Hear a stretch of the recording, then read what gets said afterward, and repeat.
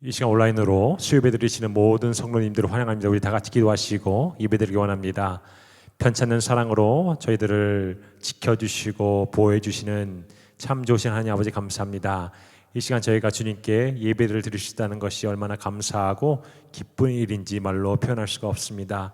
이 시간 저희가 마음을 다하여 주님만을 높이는 시간 되게 도와주시고 홀로 영광 받아 주시옵소서. 예수님의 이름으로 기도합니다. 아멘.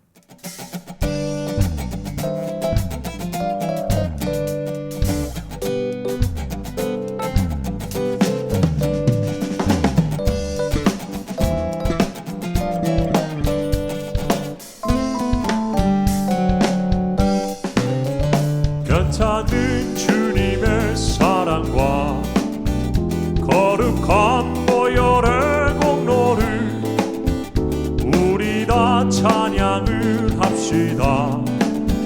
주님을 만나볼 때까지 우리를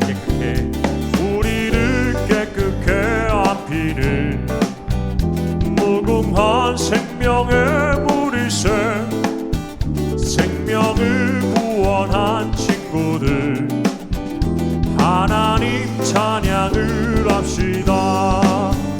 예수는 우리를 깨끗게 하시는 주시니 그의 피 우리를 눈보다 더 희게 하셨네. 주님의 깨끗한 보혈을 날마다 입으로 간증해 담대히 싸우며 나가세. 천국에 들어갈 때까지 예수는 우리를 깨끗게 하시는 주시니 그의 피 우리를 눈보다 더 희게 하셨네. 십자가 튼튼히 붙잡고 날마다 이기며 나가세. 머리에 면류관 쓰고서 주 앞에 찬양할 때까지 예수는 우리를 깨끗게 하시는 주시니 그의 피 우리를 눈보다 더 희게 하셨네. 내가 매일 기쁘게 순례의 길 행함은 주의 팔이 나를 안보함이요. 내가 주의 큰 복을 받는 참된 비결은 주의 영이 함께함이라. 전에 죄에 빠져서 평안함이 없을 때 예수 십자가의 공로 힘입어 그 발 아래 엎드려 참된 평화 얻음은 주의 영이 함께함이라. 성령이 계시네. 할렐루야 함께하시네. 좁은 길을 걸으며 밤낮 기뻐하는 것 주의 영이 함께함이라. 나와 동행하시고 모든 염려하시니 나는 숲의 새와 같이 기쁘다. 내가 기쁜 마음으로 주의 뜻을 행함은 주의 영이 함께함이라. 성령이 계시네. 할렐루야 함께하시네. 좁은 길을 걸으며 밤낮 기뻐하는 것 주의 영이 함께함이라. 세상 모든 정욕과 나의 모든 욕망은 십자가에 이미 못을 박았네. 어둠 밤이 지나고 무거운 짐 벗으니 주의 영이 함께함이라. 성령이 계시네. 할렐루야 함께하시네. 좁은 길을 걸으며 밤낮 기뻐하는 것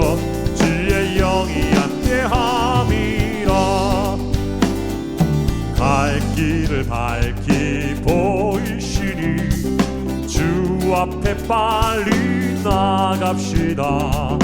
우리를 찾는 구주 예수 곧 오라 하시네. 우리를 오라 하시는 말 기쁘게 듣고 순종하세. 구주를 믿기 지체 말고 속속히 나가세. 죄악 벗은 우리 영혼을 기뻐 뛰며 주를 보겠네. 하늘에 계신 주 예수를 영원히 섬기리. 주 오늘 여기 계시오니 다 와서 주의 말씀 듣세. 듣기도 하며 생각하니 참 진리시로다. 죄악 벗은 우리 영혼을 기뻐 뛰며 주를 보겠네. 하늘에 계신 주 예수를 영원히 섬기리. 죄악 벗은 우리 영혼을 기뻐 뛰며 주를 보겠네. 하늘에 계신 주 예수를 영원히 섬기리. 죄악 벗은 우리 영혼을 기뻐 뛰며 주를 보겠네. 하늘에 계신 주 예수를 영원히 섬기리.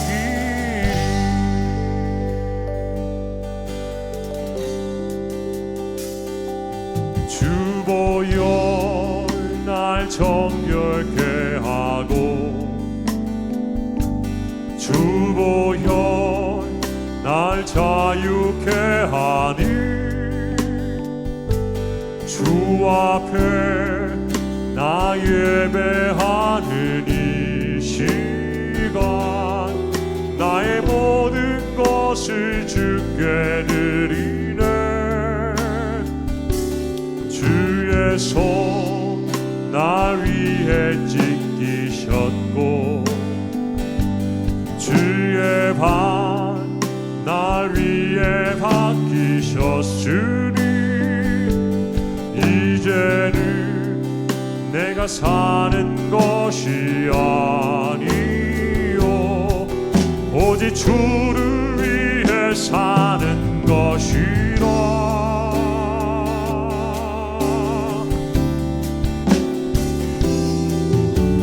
주의 손에 나의 손을 포개고 또 주의 발에 나의 발을 포개어 나 주와 함께 죽고 또 주와 함께 살리라.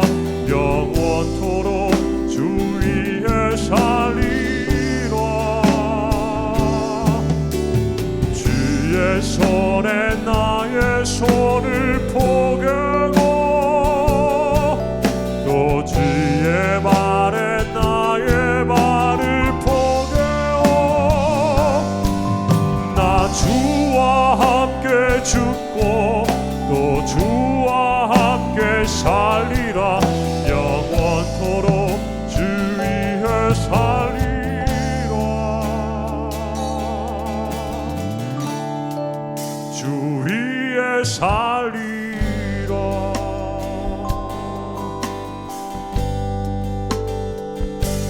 주 보혈 날 정결케 하고 주 보혈 날 자유케 하니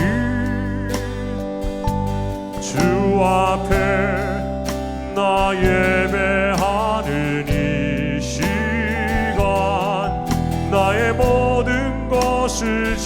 보게 드리네. 주의 손 날 위해 지키셨고 주의 발 날 위해 박히셨으니 이제는 내가 사는 것이 아니요 오직 주를 위해 사는 것이라.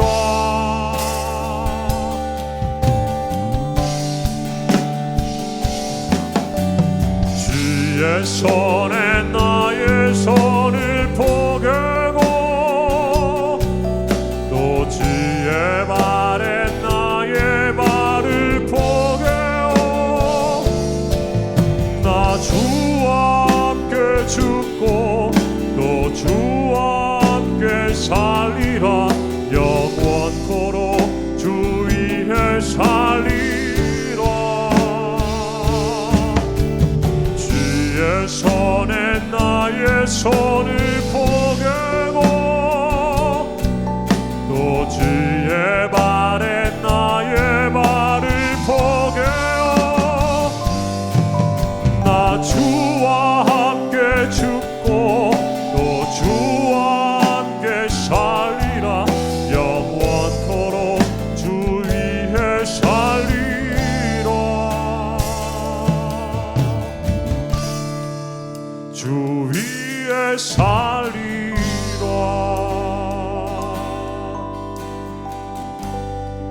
이 시간 다 같이 한번 기도하기 원합니다. 방금 부른 찬양의 가사처럼 주님, 주의 손에 나의 손을 포개며 주의 발에 나의 발을 포개어 살게 하여 주시옵소서. 우리 다 같이 기도하겠습니다.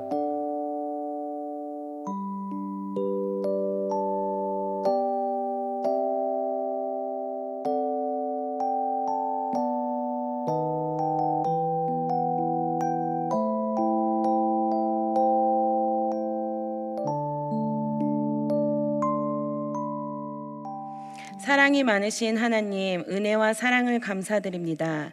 주님 앞에 나와 예배드리게 하심을 진심으로 감사드립니다.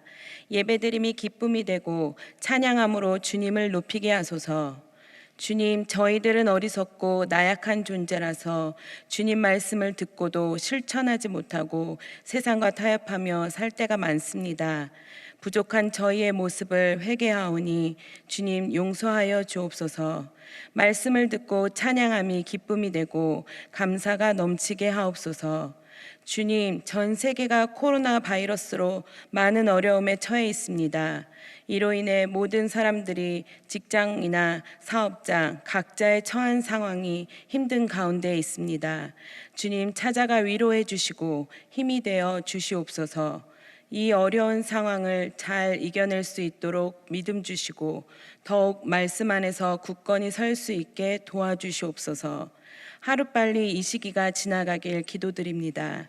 주님, 말씀을 전하시는 목사님께 성령의 능력으로 충만케 하옵소서. 듣는 우리들은 귀가 아니라 마음과 영혼으로 듣게 하시고 심령 속에 뿌려진 말씀을 받아 30배, 60배, 100배의 결실을 맺게 하옵소서. 지금은 처음 시간이 오니 마치는 시간까지 주님 함께하여 주시옵소서.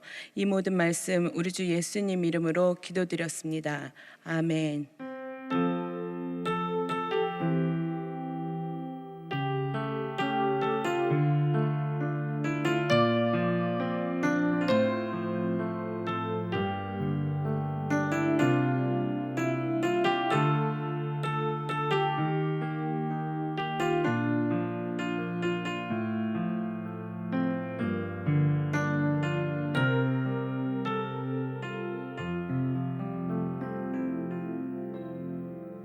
할렐루야. 오늘 온라인 예배 함께 드리시는 여러분들께 주님의 은혜와 평강이 함께 하시기를 기원합니다. 오늘 우리가 함께 볼 하나님의 말씀은 요한복음 7장인데요 읽기는 1절부터 10절까지 드라마 바이블을 통해서 보도록 하겠습니다. 그 후에 예수께서 갈릴리에서 다니시고 유대에서 다니려 아니하심은 유대인들이 죽이려 함이로라. 유대인의 명절인 초막절이 가까운지라 그 형제들이 예수께 이르되 당신이 행하는 일을 제자들도 보게 여기를 떠나 유대로 가소서. 스스로 나타나기를 구하면서 묻혀서 일하는 사람이 없나니 이 일을 행하려 하거든 자신을 세상에 나타내소서. 이는 그 형제들까지도 예수를 믿지 아니함이라. 내 때는 아직 이르지 아니하였거니와 너희 때는 늘 준비되어 있느니라. 세상이 너희를 미워하지 아니하되 나를 미워하라니 이는 내가 세상의 일들을 악하다고 증언함이라. 너희는 명절에 올라가라. 내 때가 아직 차지 못하였으니 나는 이 명절에 아직 올라가지 아니하노라. 이 말씀을 하시고 갈릴리에 머물러 계시니라. 그 형제들이 명절에 올라간 후에 자기도 올라가시되 나타내지 않고 은밀히 가시니라. 오늘 설교 제목이 영원한 현재를 살아가기 위해서는 이렇게 잡아봤습니다. 이 제목을 다시 설명한다고 한다면은 날마다 하나님을 제대로 만나기 위해서는 우리에게 무엇이 필요한가, 이 부분을 여러분과 함께 나누기를 소망합니다. 코로나 상황이 이제 7개월이 지나가는 것 같습니다. 엊그제가 코로나 상황이 있었던 그 시절 같은데 보니까 벌써 7개월이라는 시간이 지나갔는데요.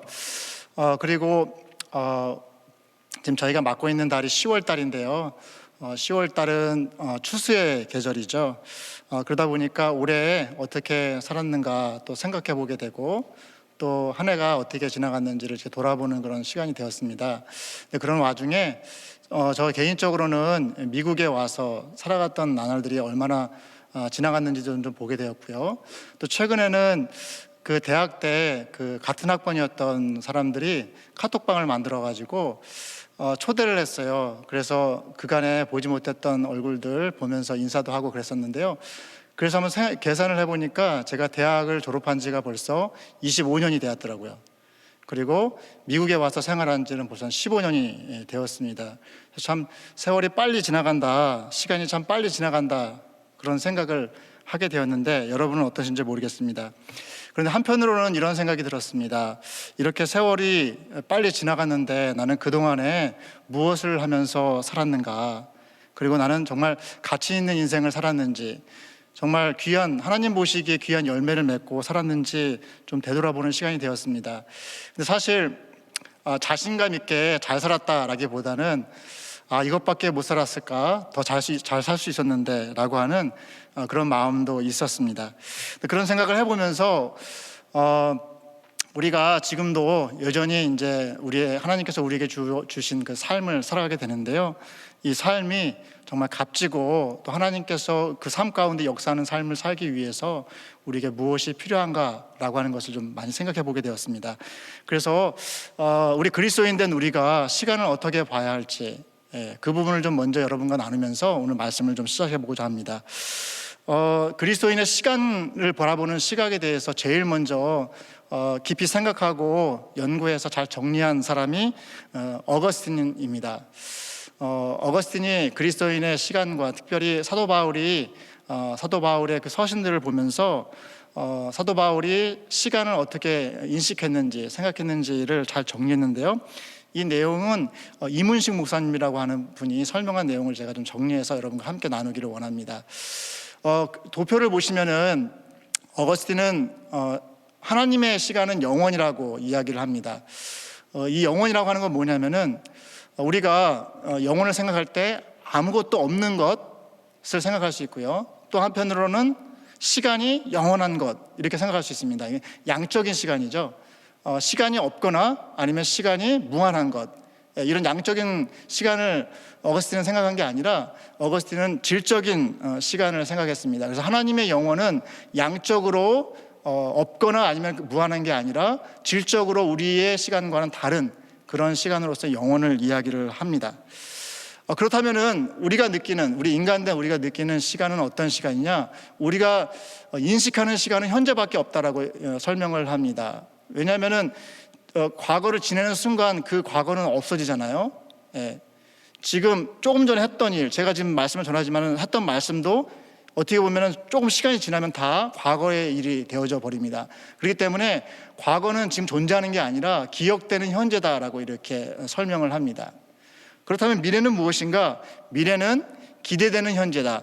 앞으로 이러한 일들이 있을 건데 그것을 소망하고 기대하는 그 그것을 기대하는 현재를 미래다라고 이렇게 설명을 하고 있습니다. 그래서 우리는 현재 시간만 인식할 수 있고 그 현재 가운데에서 과거는 기억하는 것으로 또 미래는 기대하는 것으로 그렇게 인식한다라고 이야기를 하고 있습니다. 그런데 참 중요한 게 무엇이냐면은 이렇게 변화무쌍하고 또 그리고 순간적이고 또 그리고 인식 속에만 있는 그 시간이 하나님의 영원한 그 시간이 되는 때가 있다라고 얘기를 합니다. 그때가 언제냐면은 하나님께서 우리의 시간 가운데 들어오셔서 우리와 만나 주실 때, 하나님이 우리가 살아가는 우리의 인생 가운데 들어오셔서 우리와 만나 주실 그 순간, 바로 우리의 순간적이고 변화무쌍한 그 시간은 영원한 시간이 된다라고 이렇게 설명을 합니다. 맞는 것 같아요. 예, 이 설명이 맞는 것 같고요. 또 그리고 바로 그 영원한 시간, 어찌 보면은 우리 하나님을 만나는 시간인데 우리가 하나님을 언제 만납니까? 바로 우리 안에 계신 이 성령님의 역사가 우리 가운데 역사하실 때, 그때 우리가 하나님을 만나게 되지 않습니까? 그러므로 이 영원한 현재가 되는 시간은 언제인가? 바로 우리가 성령 충만한 삶을 살아가게 될 때에 바로 우리는 영원한 현재를 살아가게 되는 것, 우리의 삶 가운데에서 하나님을 제대로 만나면서 살아가게 된다라고 이렇게 어거스틴은 설명하고 있는데요. 이런 어거스틴의 시간관을 좀 이렇게 좀 이해하면서 오늘 본문 말씀을 가지고 우리의 삶 가운데서도 매일매일의 삶이 바로 영원한 현재가 되기를 소망하는 마음을 가지고 매일매일의 삶이 날마다 하나님을 제대로 만나는 그런 삶을 되기를 원하는 그런 마음을 가지고 오늘 본문 말씀을 통해서 우리의 삶을 좀 돌아보는 시간이 되었으면 좋겠습니다. 그래서 먼저 살펴보기를 원하는 것은요, 우리의 인생에 들어오셔서 자기를 나타내시기를 소원하는 하나님을 좀 느껴보자라는 것입니다. 다른 말로 하면은 하나님께서는 우리 인생에 들어오셔서 자기를 나타내시기를 소원하고 계신다라는 것입니다. 그것을 제가 이제 오늘 요한복음 7장을 보면서 직접적으로는 아니지만 간접적으로 좀 느끼게 되었습니다. 요한복음 7장 초반부를 보게 되면은 1절부터 10절을 보게 되면은 그 후에라고 했는데요, 예수님께서 갈릴리에서 다니시고 유대에서 다니려 하지 않았다고 이렇게 표현을 하고 있습니다. 예수님께서 갈릴리에서만 사역을 하시고요, 유대로 내려가지는 않으셨어요. 그 이유가 있었는데 그 이유 중에 가장 큰 이유는 무엇이냐면은 유대인들이 예수님을 죽이려고 했기 때문입니다. 왜 예수님을 죽이려고 했냐? 안식일에 해서는 안 될 일을 했기 때문에 그렇습니다. 안식일에 병자를 고치고 안식일에 문둥병자를 일으키고 안식일에 귀신을 내쫓고 하는 그런 일을 했기 때문에 유대인들이 예수님을 죽이려고 했습니다. 그래서 유대에 내려가서 사역하기를 좀 꺼려 하셨죠. 그랬는데 마침 그때 유대인의 명절인 초막절이 가까워 옵니다. 이 초막절이 되면은 유대인들 남자들은 반드시 예루살렘에 가서 성전에서 제사를 드렸어야 했습니다. 그렇기 때문에 예수님의 육신의 형제들이 예수님께 말합니다. 3절을 보시면은 이르되 당신이 행하는 일을 제자들도 보게 여기를 떠나 유대로 가소서라고 합니다. 유대로, 유대 지방 좀 더 많은 사람들이 있고요. 또 그리고 성경도 많이 연구를 하고 또 관심이 많은 그 유대 지역에 가서 이 갈릴리에서 행했던 그 표적들, 갈릴리에서 행했던 그 가르침을 좀 펴시라라는 것입니다. 좀 더 넓은 곳으로 가셔서 거기서 사역을 하시라고 그렇게 예수님의 육신의 형제들이 조언을 합니다. 그런데 예수님은 그렇게 조언하는 것이 인간적인 마음에서 나온 것임을 알고 예수님을 믿기 때문이 아니라 그들의 인간적인 그런 욕심 때문에 나온 것임을 잘 알고 그들의 말을 듣지 않습니다. 그러면서 아직 내 때가 이르지 아니했기 때문에 나는 내려가지 않는다라고 하면서 나는 갈릴리에 머물겠다라고 하십니다.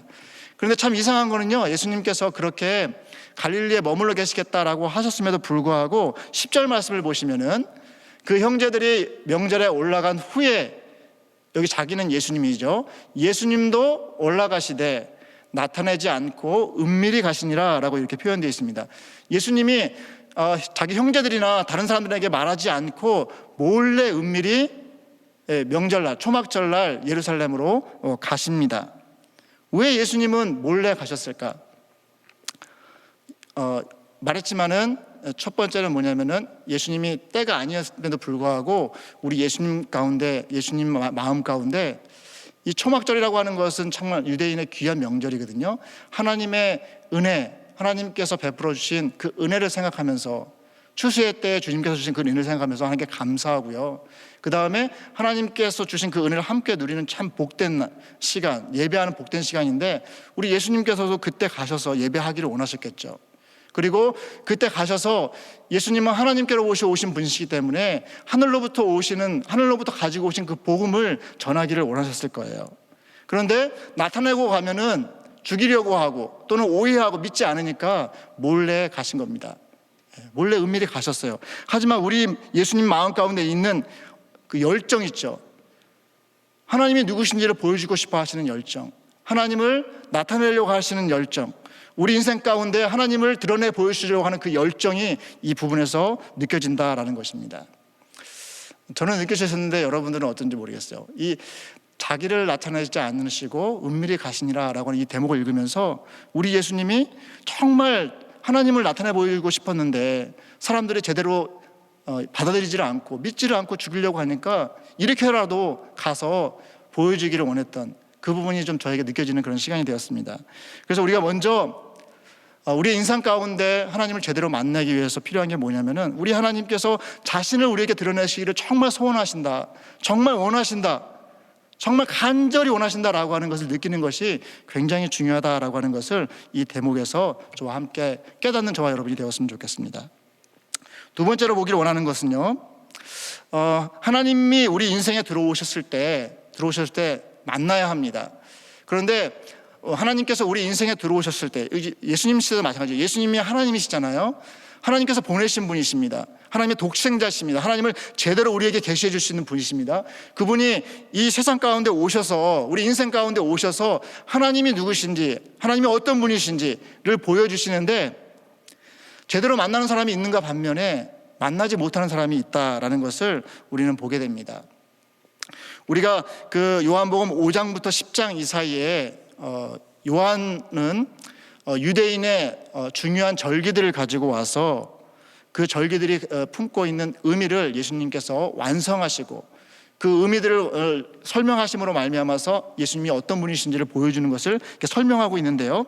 먼저 5장에 보면은 안식일에 예수님께서 표적을 행하심으로 말미암아 예수님께서는 우리에게 참된 안식을 주시는 분이시다라고 하는 것을 보여주셨습니다. 그런데 이 참된 안식을 주시는 그 예수님을 제대로 만난 사람이 있는 반면에 제대로 만나지 못한 사람이 또 있었다라고 하는 것을 우리 볼 수가 있습니다. 요한복음 5장 한 두 구절 정도를 보겠습니다. 5장 9절을 보면은 그 사람이 곧 나아서 자리를 들고 걸어가니라 이 날은 안식일이니 라고 되어 있습니다. 여기 그 사람은 누구냐면은 38년 동안 못 움직인, 아마 몸이 마비가 돼서 못 움직이고 다른 사람이 옮겨주지 않으면은 움직일 수 없는, 움직일 수 있는 자유를 박탈당한 그 사람이 바로 이 사람인데요. 이 사람이 안식일에 누구를 만나냐면 예수님을 만납니다. 예수님을 만나서 그가 나음을 얻어서 걷고 뛰게 되는 이 놀라운 하나님의 역사가 나타나는데요. 제가 한번 생각해 봤어요. 여러분, 안식일이 매주마다 있었으니까 1년에 52번이라고 한다면은 이 38년 동안 이 사람은 1976번의 안식일을 지냈을 것입니다. 이 1976번의 안식일 동안에 이 사람, 38년 동안 못 걷던 이 사람은 제대로 된 안식일을 지키지 못했을 거예요. 제대로 된 안식일의 기쁨을 누리지 못했을 것입니다. 왜냐하면 움직일 수 없었기 때문에. 그에게는 아무런 소망도 없었을 것입니다.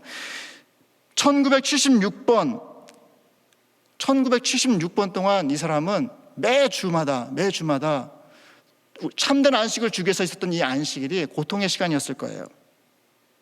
그런데 어떻습니까? 바로 이번 안식일, 이 날은 안식일이라 라고 했던 이 안식일, 이 날에는 이 사람이 누구를 만나냐면 예수님을 만납니다.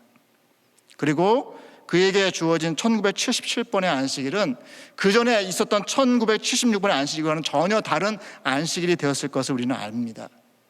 완전히 다른 안식일, 질적으로 다른 안식일, 그걸 경험했던 것이 바로 이 38년 동안 못 걷던 사람이 예수님을 통해서 하나님을 만나게 되고 그로 말미암아 그의 인생이 역전되는 그 사건이거든요. 그런데 사람들은, 주변에 있었던 유대인들은 이렇게 정말 참된 한 사람이, 한 영혼이 참된 안식을 얻었음에도 불구하고 이 사람을 보면서 왜 안식일에 이 사람을 고쳤냐고 예수님을 박해합니다. 이 5장 16절을 보세요. 그러므로 안식일에 이러한 일을 행하신다 하며 유대인들이 예수님을 박해하게 된지라라고 되어 있습니다. 우리 같았으면은 함께 기뻐하면서 야 정말 우리에게 참된 안식이 오는구나 라고 그렇게 기뻐했을 것 같은데, 유대인들은 그 외형적인 그 안식일을 지키는 그 규례에 얽매여서 한 영혼이 해방된 그 기쁨을 함께 누리지 못하고 예수님을 도리어 박해하게 되는, 그러므로 말미암아서 우리 인생 가운데 들어오셔서 하나님을 보여주시는 그 하나님을 만나지 못하게 되는 그런 비극의 역사, 슬픈 그런 현실을 맞이하게 되는 것을 보게 됩니다. 여러분, 우리도 마찬가지인 것 같아요. 예수님이 매 순간순간마다, 매 주일마다 우리 가운데 오셔서, 성령님으로 오셔서 우리를 만나기를 원하시는데, 우리가 갖고 있는 편견이나 선입관이나 내가 갖고 있는 아집이나 자기 중심성 때문에 예수님을, 하나님을 제대로 만나지 못하는 그런 일이 있을 수 있다라는 것입니다. 바라기는 저와 여러분이 이 안식일에 예수님을 만남으로 말미암아서 인생이 완전히 역전이 되고 참된 안식을 얻게 된 이 38년 된 나음받은 이 사람과 같이 매 주마다 또 매 일마다 예수님을 만나시는 저와 여러분이 되시기를 주님의 이름으로 축원합니다. 그리고요, 요한복음 6장에 보면은 이제 6월절에 예수님께서 표적을 행하시는 일이 나오는데요.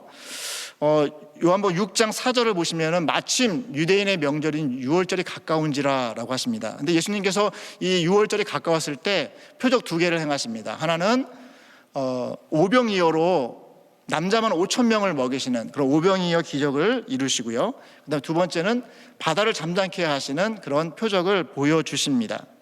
특별히 제가 오늘 가지고 온 내용은 바로 오병이어의 표적인데요. 여기 보시면은 그것을 유대인의 명절인 6월절이 가까웠을 때 행하십니다. 여기 6장 10절을 보시면은 그곳에 잔디가 많은지라 사람들의 앉으니 수가 5,000명쯤 되더라. 오병이어, 보리떡 2개, 보리떡 5개와 물고기 2마리, 이거로 5,000명을 먹일 수 있다라고 하는 것은 이거는 계산적으로, 산술적으로 불가능한 일이거든요. 우리 이성적으로 되어줄 수 없는 일입니다. 그것 가지고 나눠서 먹어봤자, 만약에 나눠서 먹는다고 한다면 나눠서 먹을 수도 없을 뿐만 아니라 먹는다고 해도 우리의 배를 배부르게 할 수가 없죠. 불가능한 일입니다. 그런데 예수님께서 그곳에 계심으로 말미암아, 예수님이 그들과 함께 하심으로 말미암아 그곳에 하나님의 역사가 나타납니다. 자, 어떻게 되었습니까? 12절부터 13절에 보게 되면 그들이 배부른 후에 이에 거두니 보리떡 5개로 먹고 남은 조각이 12바구니에 찼더라. 그들이 배불리 먹었을 뿐만 아니라 남은 것이 12바구니에 꽉 찼다. 차고 넘치는 그런 배부름을 그들이 느꼈다. 그들에게 참된 만족이 찾아왔다라는 것을 보여줍니다. 이것은 육신뿐만 아니라 그들에게 영적인 참된 만족이 찾아왔다라고 하는 것을 우리에게 보여주는 대목입니다. 당시에 얼마나 많은 사람들이 배고픔을 경험하고 있었을까요? 비단 육체적인 배고픔뿐만 아니라 영적으로 그들이 얼마만큼 배고픔을 느끼고 있었을까요? 영적인 그 기갈, 빈곤을 느끼고 있었을까요? 육적으로도 그렇고 정신적으로도 그렇고 영적으로도 기갈하고 배고프고 헐벗은 그 사람들에게 예수님께서 찾아오셨을 때 그들에게 참 만족과 평강이 찾아오는 역사, 바로 그들이 예수님을 만남으로 말미암아서 오게 된 것이거든요. 그러니까 예수님이 이렇게 만나 주시면, 예수님께서 우리의 인생 가운데 들어오시면은 바로 하나님께로부터 오는 만족과 평강이 우리한테 있게 되어진다라는 것입니다. 그 다음에 오늘 보는 본문이 바로 7장입니다. 7장에 보면은 이 7장의 절기의 배경은 초막절인데요. 초막절. 7장 2절을 보시면 유대인의 명절인 초막절이 가까운지라. 이 초막절이 언제냐면은 절기 그 때상으로는 우리가 지금 맞고 있는 10월, 9월이나 10월경입니다. 딱 맞아 떨어지는 것 같아요. 우리가 지금 지나고 있는 시간, 이게 유대인의 명절을 보면 바로 초막절이 가까운 그 시기입니다. 이 초막절은 이 당시에 유대 사회는 농경 사회였기 때문에 추수하는 시기입니다. 추수하는 시기. 뿌린 곡식들을 추수하고 또 열매들을 맺는 그런 시기입니다. 그래서 추수를 감사하고 그런 은혜를 주신 하나님께 예배하고 축제를 벌이는 날이 바로 초막절입니다. 그리고 이날은 그렇게 추수하는 것들이 그 밭에 널려 있기 때문에, 그리고 그것을 저장을 하거든요. 그래서 수장절이라고도 합니다. 추수한 것들을 저장하는 날이기 때문에 수장절이라고도 하는데요. 수장을 해서 저장을 했어요. 그렇기 때문에 그것을 노리는 도둑들도 많이 있었거든요. 그래서 그 도둑들이 저장한 곡식들을 훔쳐가지 못하게 하려고 그 밭에다가 장막을 져놓고 지키면서 지냈던 그런 시기가 바로 이 초막절 기간입니다. 그러면서 이 초막을 짓고 거기서 지내면서 그 자기들이 가꾼 그 곡식을 보면서 감사하고 또 그리고 그것을 지킬 뿐만 아니라 바로 광야 생활, 출애굽 후에 광야 생활에서 그렇게 장막 가운데 지냈던 그때 당시를 생각하면서 하나님의 은혜에 감사하고 과거를 생각하면서 하나님을 생각하면서 감사하고 기뻐하고 찬양하는 그런 시간이 바로 이 초막절인데요. 바로 그 초막절에 또 우리 예수님께서 그 초막절의 의미가 무엇인지를 제대로 알려주시기 위해서 이 유대인들을 만나주시는데 제대로 만난 사람이 있는 반면에 많은 유대인들이 이 예수님을 제대로 만나지 못하는 것입니다. 그 장면이 나옵니다. 요한복음 7장 19절을 보시면요, 이렇게 기록이 되어 있습니다. 요한복음 7장 19절, 다음 슬라이드인데요. 오케이, 제가 읽도록 하겠습니다. 모세가 너희에게 율법을 주지 아니하였느냐? 너희 중에 율법을 지키는 자가 없도다. 너희가 어찌하여 나를 죽이려 하느냐라고 이렇게 말씀을 합니다. 모세가 유대인들에게, 이스라엘 백성들에게 율법을 주었는데 예수님께서 하시는 말이 이때 당시에, 예수님 당시에 율법을 지키는 유대인들이 하나도 없다라고 얘기를 합니다. 왜냐하면 율법을 제대로 해석을 하고 그 율법대로 오셔서 율법의 참 의미인 하나님의 사랑을 전하는 그 예수님을 그들이 죽이려고 했기 때문이죠. 여기 예를 드는 게 무엇이냐면은 그들이 원래 안식일에는 일을 하면 안 되는데 그럼에도 불구하고 모세가 그들에게 할례를 했기 때문에 할례는 안식일에도 했습니다.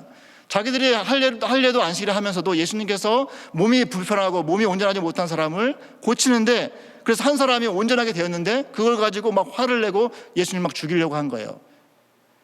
예수님께서 율법의 근본 의미, 원래 의미를 지금 실천하고 계신데, 사랑, 그것을 실천하고 계신데 그거를 반대하면서 예수님을 죽이려고 하니까 예수님이 하시는 말씀이 너희 중에 율법을 지키는 자가 하나도 없다라고 얘기를 하는 것이죠. 하나님이신 예수님께서 이 땅 가운데 오셔서 하나님의 사랑을 제대로 보여주시는데 그들이 형식적이고 외식적인 그 율법 안식일 규정에 얽매여서 안식일의 근본 의미인 한 영혼이 참된 안식을 누리게 하는, 그것을 보면서 기뻐하고 함께 안식을 누려야 되는데 그걸 누리지 못하는, 예수님을 만나지 못하는 그런 모습들이 있는데 우리를 돌아보면 우리도 그와 비슷한 일이 있을 수 있다라는 것입니다. 그렇기 때문에 이 대목에서 우리가 정말 중요한 것이 뭐냐면은 우리가 하나님을 만나되 정말 만나야 되죠. 하나님을 만나는 우리 모두가 되기를 원합니다. 근데 제대로 만나야 된다라는 것입니다.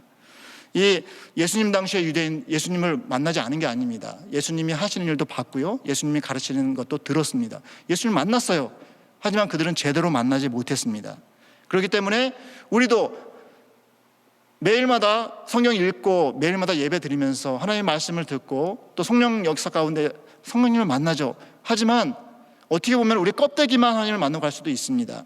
정말 중요한 것은 우리의 온 마음이 다해서 우리의 온 영혼이, 우리의 온 인격이 예수 그리스도를 통해서 하나님을 제대로 만나는 시간이 되어야 되거든요. 그런 복이 있기를 원합니다. 그래서 세 번째로 함께 보기를 원하는 것은 무엇이냐면 하나님을 만나되 제대로 만나야 된다라는 이 부분을 좀 나누기를 원합니다.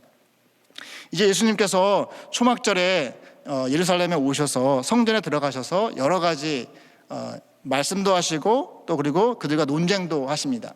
그러면서 예수님이 이제 그 사람들도 예수님을 보기를 원했어요.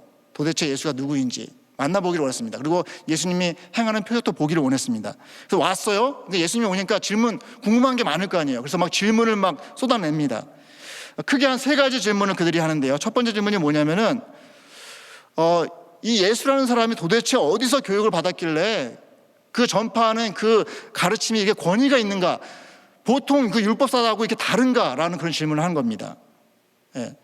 그가 이 예수님이 어디서 이 가르침을 배웠는가라는 질문을 하는 것이죠. 그게 7장 15절인데요. 유대인들이 놀랍게 여겨 이르되 이 사람은 배우지 아니하였거늘 어떻게 글을 아느냐라고 합니다. 배우지도 않은 사람이 어떻게 글을 알고 성경을 알고 성경을 이렇게 풀어 해석하는가라고 하는 것이죠. 그때 예수님이 하시는 말씀이 예수께서 대답하여 이르시되 내 교훈은 내 것이 아니요 나를 보내신 이의 것이니라. 사람이 하나님의 뜻을 행하려 하면 이 교훈이 하나님께로부터 왔는지 내가 스스로 말함인지 알리라 라고 얘기를 합니다. 예수님께서는 자기가 지금 교훈하는 것이 자기 속에서 나온 것이 아니라 하나님께로부터 받아서 전하는 것이다 라고 말씀하시는 겁니다. 그러면 예수님이 어디서 배운 건가요?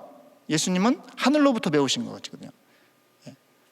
예수님의 그 모든 지식의 출처, 기원은 하늘입니다. 하나님 아버지가 계신 하늘입니다. 두 번째, 사람들은 또 질문합니다. 이 예수 이 사람은 도대체 어디서 왔는가? 질문합니다. 7장 27절. 그러나 우리는 이 사람이 어디서 왔는지 아노라. 그리스도께서 오실 때에는 어디서 오시는지 아는 자가 없으리라 하는지라. 이 말은 뭐냐면요, 예수님이 이 유대인들 믿지 않았잖아요.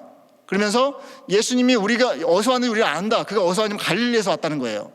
근데 그리스도는 어디서 올지를 우리가 모른다라는 거죠. 왜냐하면 그분은 하늘로부터 오신 분이기 때문에 그 하늘이 어딘지 모르잖아요. 만약에 이분이 하늘로 오신 분이라고 한다면 어디서 오는지 우리가 몰라야 되는데, 우리는 예수님이 이 예수가 어디서 오는지를 안다라는 거죠. 갈릴리에서 왔다는 거죠. 그러면서 예수님을 배척합니다. 그때 예수님께서 하시는 말씀이 28절부터 29절인데요. 예수께서 성전에서 가르치시며 외쳐 이르시되 너희가 나를 알고 내가 어디서 온 것도 알거니와 내가 스스로 온 것이 아니니라. 나를 보내신 이는 참되시니 너희는 그를 알지 못하나 나는 아노니 이는 내가 그에게서 났고 그가 나를 보내셨음이라 하시니. 여기 보시면은 너희는 그를 알지 못하나, 예수님을 보내신 분을 알지 못하죠. 하나님을 제대로 알지 못한다는 것입니다. 그런데 예수님은 그분을 보내신 하나님 아버지를 제대로 아시죠. 가장 정확하게 아시죠. 가장 잘 아시죠. 그리고 내가 그에게서 났고 그가 나를 보내셨습니다. 바로 예수님께서 어디서부터 왔고 또 그리고 누가 보냈는지를 본인 스스로가 증거하는 장면입니다. 우리 예수님께서 어디서 오셨죠? 바로 하늘로부터 오셨죠. 세 번째 질문을 합니다. 예수 이 사람은 그렇다면 어디로 갈 것인가? 어디로 갈 것인가? 7장 35절을 보시면은 이에 유대인들이 서로 묻되 이 사람이 어디로 가기에 우리가 그를 만나지 못하리요? 헬라인 중에 흩어져 사는 자에게로 가서 헬라인을 가르칠 것인가? 라고 굉장히 의구심에 찬 그런 반문을 합니다. 이 말은 뭐냐면은 예수님께서 이 말을 하셨기 때문에 그렇거든요. 7장 33절부터 34절 이 말씀을 하셨기 때문에 그래요. 내가 너희와 함께 조금 더 있다가 나를 보내신 이에게로 돌아가겠노라. 너희가 나를 찾아도 만나지 못할 터이요 나 있는 곳에 오지도 못하리라 하십니다. 이 말은 뭐냐면 예수님께서 죽으시고 부활하셔서 승천하실 것을 예견하신 것이죠. 예고하신 것이죠. 근데 이 말을 들었을 때 그들은 예수님이 무슨 말씀을 하는지 몰랐죠. 그렇기 때문에 그가 헬라인에게로 가서 거기서 가르칠 것인가 막 하면서 어리둥절 그렇게 반문을 하는 것이었습니다. 그들은 예수님이 어디로 갈지를 모르고 있었죠. 근데 예수님께서는 어디로 갈 것인지 분명하게 말씀하십니다. 바로 예수님께서 오신 하늘로 가신다라고 말씀을 하시는 것이거든요. 그렇다면 이 세 가지 질문, 예수님은 어디에서 교육을 받았고, 예수님은 어디에서 왔고, 예수님은 또 어디로 가시는가? 이 질문에서 예수님이 하신 말씀은 우리에게 무엇을 말씀하시는가? 그것은 바로 예수님은 하늘로부터 오셨고 하늘로부터 가시고 하늘에 있는 일을 우리에게 가르치신 분, 즉 다시 말해서 하나님에 대해서, 하나님의 나라에 대해서 우리에게 그것을 보여줄 수 있는, 온전하게 보여줄 수 있는 분은 예수님밖에 없다라고 하는 것을 우리에게 명확하게 알려주고 있는 말씀입니다. 예수님 외에, 하나님이 보내신 예수 그리스도 외에 그 누구도 하나님에 대해서, 하나님의 나라에 대해서 우리에게 온전하게 정확하게 알려줄 수 있는 분은 없습니다. 이 말을 다른 말로 하면은 예수님 이외에 우리가 하나님께로 갈, 하나님을 알 수 있는 그 어떠한 방법과 통로가 없다라는 것을 우리에게 말씀해주고 있습니다. 여러분, 혹시 우리가 하나님을 알기 위해서 예수님 외에 다른 것들을 추구하고 있지는 않습니까? 혹시 다른 것들을 더 중요하게 여긴 나머지 예수님을 통하지 않고, 예수님을 정말 신뢰하고 그분을 통해서 가려고 하지 않고 내 길로 가려고 하지는 않습니까? 근데 제대로 만날 수가 없다는 거예요. 오직 예수 그리스도를 통해서만 하나님을 제대로 만나게 되고 하나님이 우리에게 제대로 오실 수 있다라는 것입니다. 그러면서 이렇게 근본적으로 우리에게 이 말씀을 주십니다. 그게 7장 37절부터 39절인데요. 명절 끝날 곧 큰 날에 예수께서 서서 외쳐 이르시되 누구든지 목마르거든 내게로 와서 마시라. 나를 믿는 자는 성경에 이른 것 같이 그 배에서 생수의 강이 흘러나오리라 하시니, 이는 그를 믿는 자들이 받을 성령을 가리켜 말씀하신 것이라. 아멘. 예. 이제 명절의 끝날 가장 축제일입니다. 어떻게 보면 초막절의 의미가 살아나는 초막절의 그 클라이막스거든요. 그때 예수님이 누구신지를 우리에게 분명하게 선포하십니다. 바로 예수님은 우리에게 생수의 강이 흘러넘치게 하시는, 우리가 영적으로나 또 우리의 인간적으로 삶의 모든 것에 있어서 우리가 갈증을 느끼고 떨스티를 느낄 때 그것을 온전히 채워줄 수 있는 분, 우리에게 진정한 생수를 줄 수 있는 분이 바로 예수님이다라고 하는 것을 말씀해주고 계십니다. 그리고 그것은 성령님을 통하여서 우리 가운데 이루어졌다라고 하는 것을 말씀해주고 계십니다. 여러분, 이스라엘의 가을은 가뭄의 계절이라고 합니다. 그래서 봄에 우기여서 비가 많이 왔다가 그것 때문에 이제 작물들이 잘 자라죠. 그리고 이제 작물을 탈곡할 쯤, 추수할 쯤 된 이 가을에는 비가 보통 안 온대요. 그래서 밭은 갈라지고 저수지에는 물이 없고 메말라지고 그런 시기가 그때라고 합니다. 만약에 그 시기가 계속 간다고 한다면은 그 다음에 봄에 작물들을 다시 이렇게 살아나게 할 그런 물이 없는 거예요. 그렇기 때문에 이 초막절의 시기에 유대인들은 하나님께서 비를 내려주시기를 기도하는 그런 의식을 같이 했다라고 합니다. 그래서 이때는 초막절은 물을 위한 기도를 하는 절기다라고도 한다고 합니다. 그래서 그 다음에 농사가 잘 될 수 있는 그런 어떤 그 물이 저축될 수 있는, 그래서 하나님께서 그들에게 비를 주신다고 한다면은 그것보다 더 귀한 은혜가 없는 그런 절기가 바로 초막절이라고 합니다. 그리고 그들에게 비가 내렸을 때 바로 하나님께서 우리를 축복하시는구나 라고 하는 것을 느끼게 되는 그런 절기가 초막절이라고 하는데요. 바로 그 초막절, 물이 있어야지 우리가 먹고 살 수 있는 작물들을 키워서 먹고 살 수 있듯이, 바로 이 예수님께서 바로 그 생수의 근원이 되셔서 우리가 살 수 있는, 우리의 갈증을 해결하고 우리 영혼의 갈증을 해결하고, 또 그리고 물이 있어야만 우리가 살 수 있지 않습니까? 우리가 살 수 있는 그 생수를 공급해 주시는 분이, 그 생수의 원료가 바로 예수님이시다라고 하는 것을 예수님께서 선포하신 겁니다. 이 예수님을 우리가 제대로 만나야겠다라는 것이죠.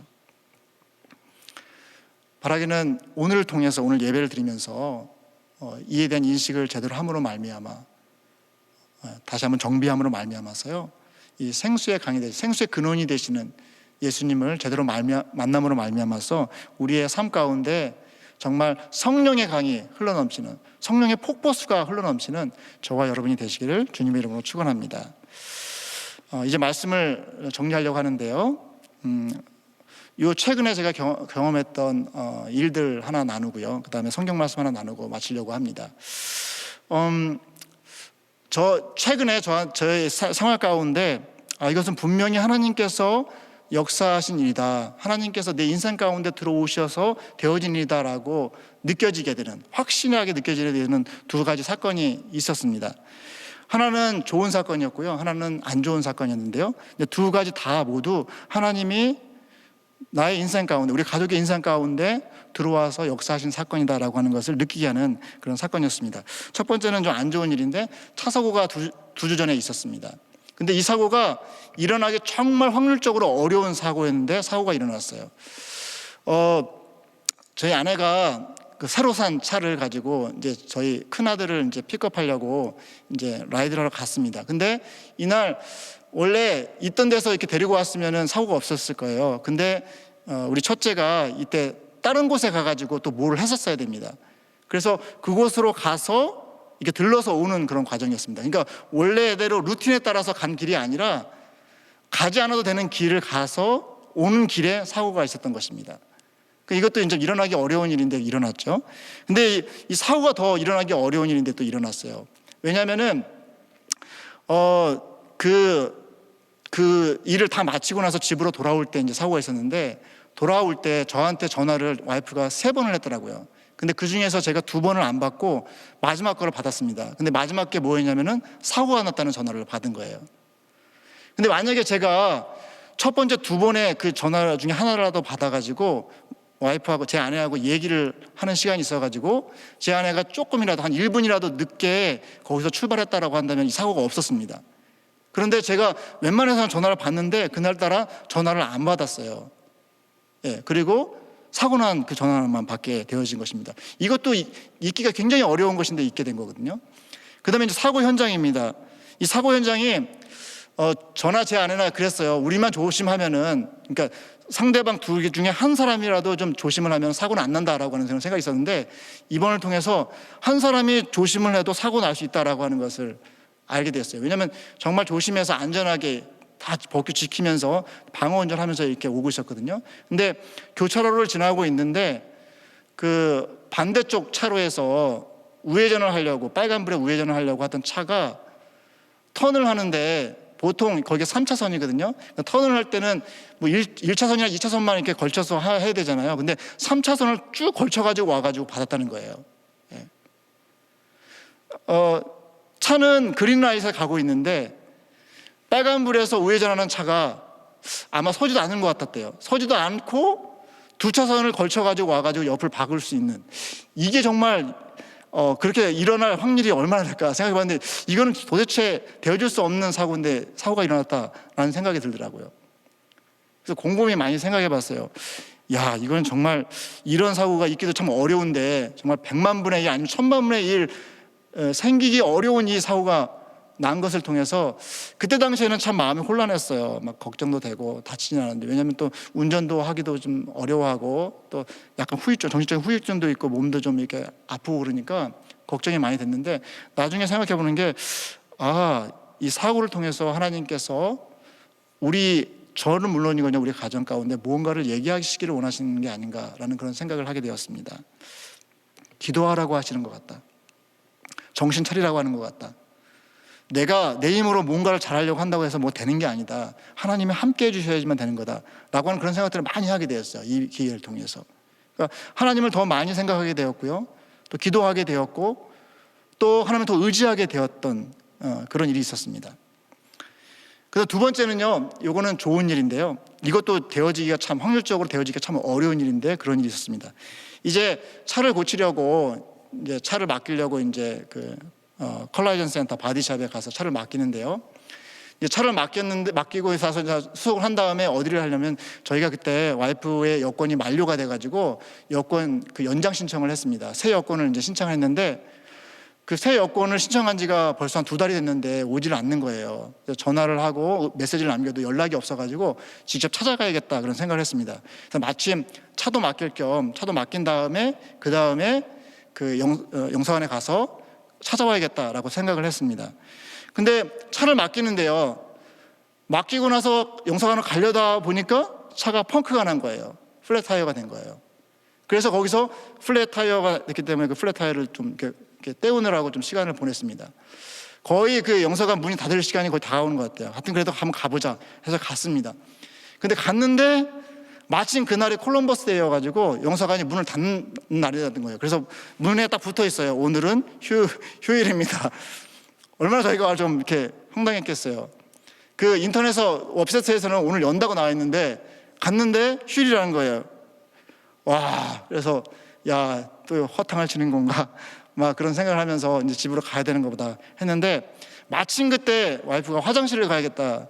그래서 온 김에 화장실 들렸다 가야겠다. 그래서 화장실에 들어갔습니다. 근데 그 화장실에서 조금 있다가 어떤 남자분이 나오시는 거예요. 남자분이 나오시더니 잠깐만 기다려 보시라고, 내가 여기서 근무하는 사람인데 처리할 수 있는 거면 내가 처리해 주겠다라고 하는 것입니다. 그러면서 들어가셔가지고 처리를 해가지고 결국에는 그 여권을 받아가지고 오게 되었어요. 근데 그분이 왜 거기에 있게 되냐면은 마침 그때 지나갈 때에 화장실에 가고 싶었대요. 근데 자기가 근무하는 데를 지나가니까 편하잖아요. 그러니까 거기 화장실 들렸다 가야겠다라고 생각을 하고 지나가고 계셨대요. 근데 마침 그분이 화장실에 있을 때 저희 와이프 화장실에 반대편에 들어갔잖아요. 한숨 소리를 냈는데 그 한숨 소리가 너무 불쌍해 보이시더래요. 그래서 도와줘야겠다 생각하고 빨리 나와가지고 저희 일을 처리해 줬다라는 것이었습니다. 그 안에 있으면서 여러 얘기를 많이 했습니다. 그분이 얘기하더라고요. 이렇게 해가지고 일 처리를 해가는 그 확률은 정말 일어나기 힘든 확률이라고 하면서 그분이 얘기를 하더라고요. 저는 내심 마음으로 생각했죠. 이것도 하나님께서 역사하시는 하나님이 우리의 인생 가운데 들어오시는 그 사건인 것 같다라는 생각을 했습니다. 그리고 위로를 참 많이 받았어요. 차 사고는 참 안 좋은 편으로 하나님을 느끼게 하셨지만은 이 부분은 정말 참 좋은 편으로 우리 하나님께서 위로를 해주시는구나 라고 하는 것을 느끼는 그런 시간이었습니다. 우리 인생 가운데 하나님께서 들어오시면은 우리의 현재는 영원한 현재가 됩니다. 그리고 그 영원한 현재는 우리가 변화무쌍하고 또 그리고 정말 혼란한 그런 우리가 경험하는 그런 시간이 아니라 바로 하나님의 시간을 우리가 함께 나누는 그런 시간이 되어집니다. 우리의 삶 가운데에서 우리 삶 가운데 들어오셔서 우리 가운데 우리를 만나주시는 그 영원한 현재를 매일매일마다 경험하는 저와 여러분이 되었으면 좋겠고요. 또 우리 교회가 되었으면 좋겠고요.